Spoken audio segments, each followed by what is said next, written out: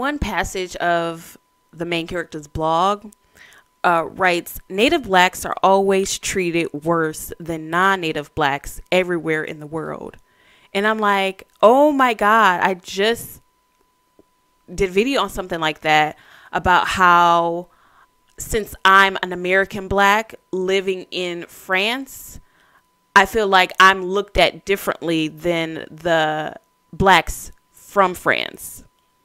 And she continues, my friend was born and raised in France of Togolese parents, pretends to be Anglophone when she goes shopping in Paris because the shop attendants are nicer to black people who don't speak French, just like American blacks get a lot of respect in African countries. And I think that's true. I feel like if you're from the country, you're the first to be like resented and the most oppressed. But if you're a black person from another country and you're in this country, you are looked at as a threat still. You're still a threat, but you're looked at as harmless compared to the native blacks, if that makes sense, because there's more likely more native blacks than non-native blacks.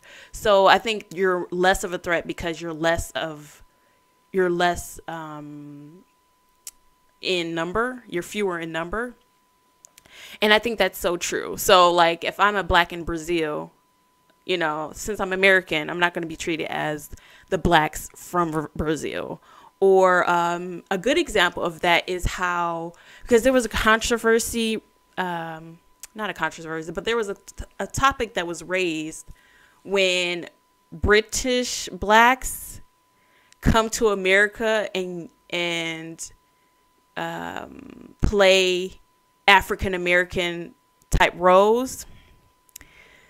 I should do another video on this, a separate whole another video on this, because I have my own views on it. Hopefully, yeah, I'll save that for another time, because I'll just give you an example. For example, the woman who played Harriet Tubman in the recent Harriet Tubman movie, she was from Great Britain. And the man who played in Get Out, he's from Great Britain, and he had like an American accent. He put on an American accent for the movie, but he's really from Great Britain, if I'm not mistaken. Yeah, he is. And then there was a movie with Tyrese, I think it was Black and Blue or something like that. And the main character was a woman. She played in a Bonds movie.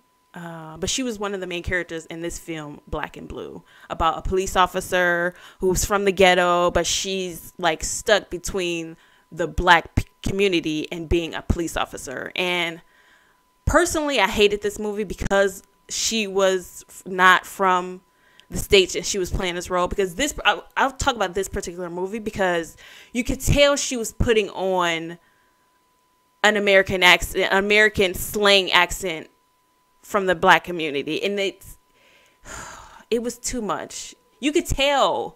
It's kind of like that authenticity. You can tell when you're not, even if she's a great actress, she, nothing against her particularly, but you could tell when that authenticity is there. And it's like, instead of a white person putting on blackface, it was kind of like this British black putting on,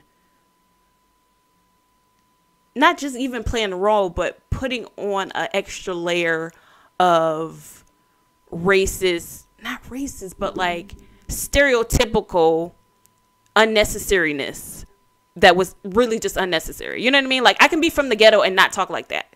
I'm from the ghetto and don't talk like, you know what I mean? Anyways, another video, because I do have my issues with British blacks coming. But I digress.